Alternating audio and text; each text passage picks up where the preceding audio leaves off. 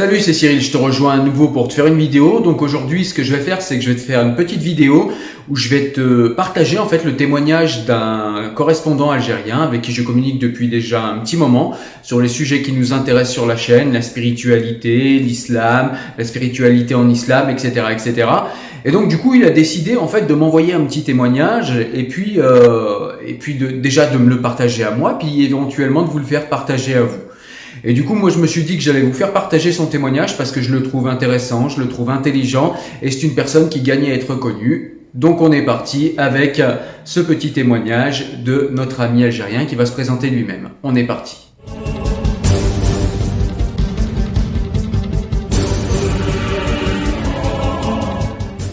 Bonjour, je suis Karish Youssef, j'ai 27 ans, je vis en Algérie. Par le biais de cette vidéo, je voudrais m'adresser à tous ceux qui, en France aujourd'hui, de culture islamique ou pas, sont soucieux de défendre un islam humaniste, un islam au service de la citoyenneté, un islam de beauté et d'intelligence, comme dit si bien Ghaleb Bencheikh, président de la Fondation de l'Islam de France. Je m'adresse à vous pour demander votre soutien à mon projet d'étude. En effet, je m'intéresse à l'islamologie. Celle-ci est l'étude du fait religieux dans son expression islamique, de façon neutre et distanciée, du point de vue de l'histoire et non de la croyance. Je ne suis ni un imam, ni un prédicateur cachant sous l'apparence d'un discours moderne un dogmatisme détestable. Ma démarche est philosophique. Elle est celle de deux grands hommes, français tous les deux.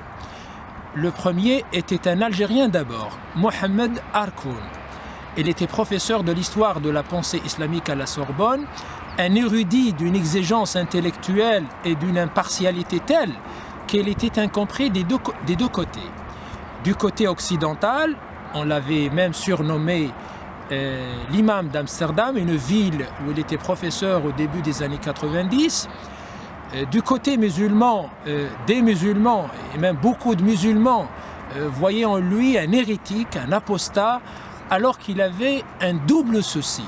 D'une part, il œuvrait pour que la culture islamique prenne acte de cet événement sans précédent dans l'histoire qu'est la modernité, et d'autre part, il voulait que le spirituel soit repensé à la lumière de la modernité. L'autre intellectuel dont je m'inspire est un Français de souche, Abdinour Bidar. Il a vécu avec sa mère française converti à l'islam soufi et son grand-père maternel athée. Il dit lui-même que vivant dans une famille française si atypique, il était condamné à faire de la philosophie. Il est aujourd'hui en France le philosophe de culture islamique peut-être le plus important. Il a écrit beaucoup de livres, notamment Un islam pour notre temps, Self-Islam, Lettre ouverte au monde musulman. Dans cette dernière, il invite le monde travaillé par le fait islamique à entreprendre une autocritique profonde et radicale au lieu de s'enfoncer dans la sempiternelle victimisation et la fuite en avant. Il développe également l'idée de concevoir la modernité comme un événement spirituel, c'est-à-dire que la modernité n'est pas un événement auquel la culture islamique doit s'adapter à regret, mais elle est comme une nouvelle révélation venue enrichir notre conception, notre perception du sacré. Pour conclure, je souhaiterais donc convaincre des citoyens, des organisations en France partageant mes préoccupations de bien vouloir m'aider, me soutenir, car ce n'est pas la passion et la volonté qui me manquent, mais c'est bien les moyens. Je voudrais dire aussi que je fais mienne cette phrase d'Albert Camus: chaque génération sans doute se croit vouée à refaire le monde, la mienne sait pourtant qu'elle ne le refera pas, mais sa tâche est peut-être plus grande, elle consiste à empêcher que le monde se défasse. Je fais aussi mien les mots de Léopold Sédar Senghor quand il parle de, je cite, ce génie français qui a joué et continue de jouer de par le monde un rôle de levain spirituel. Fin de citation. Je précise que j'ai été en France en 2016-2017, je n'ai pas pu y rester à cause d'un sérieux malaise de santé, en raison duquel je suis rentré en Algérie pour prendre soin de moi.